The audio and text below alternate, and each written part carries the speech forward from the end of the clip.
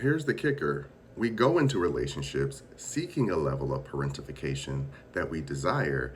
At the same time, we have this other level of parentification that we grew up with that we hate.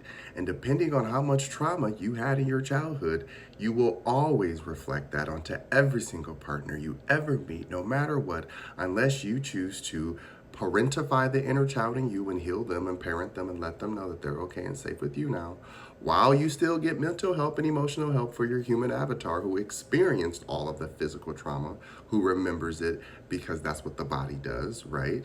So when you can take that time to forgive that for yourself, you'll be fine in any relationship. And in my opinion, you don't have to forgive everybody. That's my opinion. Forgiveness is a personal journey. I'm never going to tell anyone how to do it. But if you can find it in your heart to forgive, this is when you go into that exterior world where you've already done the inner work, right? The rebirth, that you can come back out brand new and say, okay, no matter what trigger I have, no matter what I've been through, even if I have them because I'm human, I will have them. I know how to work and walk myself through them because that's what it's about. And remember, working yourself and walking with yourself does not always mean by yourself. Sometimes it means walking to a mental health professional or walking to a friend or family member or opening up and being vulnerable and sharing your moments of what you're going through so you have some sense of solace with whatever this energy being is inside of this human avatar that we call life. That's the point. You got to figure out what it is for you. And when you accept that journey, then you can start forgiving others for not knowing that they don't see, that they're not awake.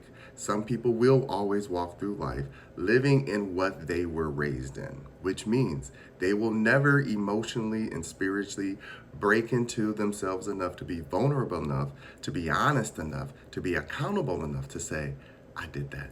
Oops, I was a part of that. Yeah, I know I didn't know then, but I know now. So I don't have to keep doing it and doing it again and saying that's who I am, right? That's the part that we don't say out loud. So then when we get into relationships, fast forward, if you healed this part of yourself or you forgave your parents so that you allow yourself to heal. Because remember, for me, I got to that point where I was healed, but I was still holding on to old memories of my own parents. And there was a time where me and my mom were not speaking because I had to forget who she was and her level of trauma and survival, right? Because that's not who she was. She had to do what she had to do. And I'm not always excusing all behavior, but I had to get to a level of adulthood as a grown man and be like, I love my mama. I'm not mad at her. Let me talk to her. Let me make sure she knows we're good and we are great. And me and her have these conversations now where she's like, wow, you helped me heal my inner child. And that was the part that was the aha moment for me, which is some of us are already parents at 5 years old. Come into this world fully grown, knowing who we are. You're not going to tell us what we are. You can try, but you're going to have a hard time convincing us. And then what we're going to do when enough people come against us, but we know in our hearts that we are truly correct, emotionally, spiritually attuned to our moral compass, we will go research everything that is on this human planet and say, let me make sure, let me find out, let me get every receipt. Oh, that's what they thought. Oh, that's why they think they can use this against me. That's okay. Well, let me explain why they think what they think is something they were taught that was imprinted on them, given to them by somebody else, or how they felt, but they didn't talk about it, but instead they made you do something and say that it's society rules, and now there's some laws and all some other crap, and that's just how it goes, right? When we talk about the work, that's the work, people. I've been talking to my friends, they were like, that's a lot. Yeah, that's why a lot of people choose to stay asleep, and that's okay. But you're gonna repeat it, you're gonna repeat it, you're gonna repeat it. It's just that simple until you decide to heal it. And healing, again, is not an ongoing process. It is a process that is continuous because, again, just like the trees grow, they're growing, they're doing their thing. That's still a pain, that's still growing pains. What we don't feel or we see, just like us, we grow, we age. Just a year fly by, 2 years fly by, you're like, whoa, where'd the time go? Because time really doesn't exist. But at that same time, we feel ourselves aging because that's a natural part of the process. So when you, at whatever ripe old age you decide to be, the parent of yourself, when you're in relationships with someone who's not used to being parentified or was over parentified, they're gonna fight against you. And in that moment, if your inner child is not healed, you're gonna fight back with them. I learned this a lot of ways. Listen, I said it, I'm very much my air signs. I got a double air in my chart, and for me, it's very much get to the point, get to the point. And I'm like, you know what, let me be available. Let me be consistent with what I'm speaking, because we forget that when you want something done, it's like, why can't you just, why is no one ready? Like, I was ready yesterday. Like, why aren't you? You always say, why can't they show up like me? Why can't they show up like me? And it's because if we ourselves, who are people where I have over parentified myself, I've over parentified others, but I've also come back to say, well, that still doesn't mean that I'm not a parent. That doesn't mean that I'm not here to lead and love and give the way that I know how to do best. Because at the end of the day, no matter how much trauma was around us, this is where the Stockholm Syndrome part kicks in. My mother and family was very loving. Lots of hugs and kisses and affirmations and you're the best and all this. So you feel good, but at the same time, if you do something wrong, snatched away and it's used against you. And that's where we had to break the ancestry part of our own history, where it's like, listen, I understand this is our culture sometimes, and we can be a little rough, a little tough. That don't mean we have to be all the time, right? So when I go into relationships, I remember, am I trying to be somebody's parent? No. But can I be the parentified energy that can run the household, run the business, run everything else? Yes, because I'm doing it by myself already.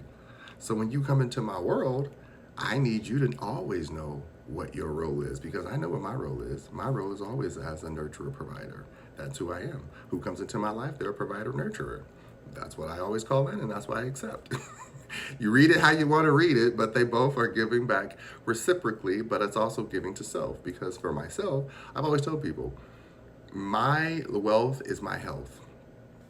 I don't care how much money I have and friends who've had more than me, and no offense, they don't be taking care of their health. And I'm like, you got all this money, you can't take care of your health? And in their mind, I got all this money, I don't have to. And I'm like, to me, that doesn't make sense. I get it. We're all gonna like go off this earth one day. But for me, it's like, I wanna go as peaceful as possible. And I worked in the healthcare field. So I've watched people not take care of themselves, let that inner child kick in, and just do whatever they want and let chaos take over. I'm not saying this is everybody's situation. I'm not saying this is all encompassing. These are just little things I'm grabbing out of the air to give some type of similarity of understanding of like, I get it. We don't all want to be told what to do. We don't all want to be called out. But to me, a good partner will call you out in a way that they understand, I'm not trying to hurt you, but I need you to know that I am here to work with you. And that means we both have to do work. Just because we're romantic, going on, yummy, yummy with each other, touching and stuff, we know the rest. I still like to run my life like a business. So that means show up on time. When appointments are made, be consistent. Don't just say you're going to do it just because we're together. Then you can make an excuse and blow me off. No, sir. You just got tardy. Tardy. These add up. Eventually, you will be gone. People don't understand when you show up in life, it means accountability, period. So if you are meeting people who are fighting against you and you know in your heart that you are just being a genuine person, you're taking care, you're like, this is how I take care of me, this is how I take care of my life. I'm not telling them to do it this exact way. I am saying, show up. Be who you're supposed to be in this relationship, because I'm not here to just take care of you like a child. I will take care of you like a child. And I will love on you until let you grow in a space that you feel safe, because we all need that.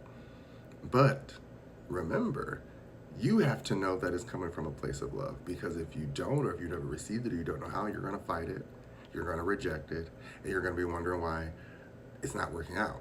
So this one didn't have a real like specific meaning, but for me it was more or less saying like, we are all a parent on some level. We're all going to become parents, even if we have children or not. We are either parenting the world, or we're parenting ourselves, or we're doing both. This is how we get leadership, people. We understand this at a higher level when you start recognizing that these people, they're smart, they're brilliant, but they don't want to do it. So I got to do it. So when you meet someone like that, cherish them, respect them, understand that they've been doing this for a very long time, and all they need is a balanced, energetic partner who can love on them and keep them balanced and love on them back so they can do the same for you. I hope that one makes sense. Love ya.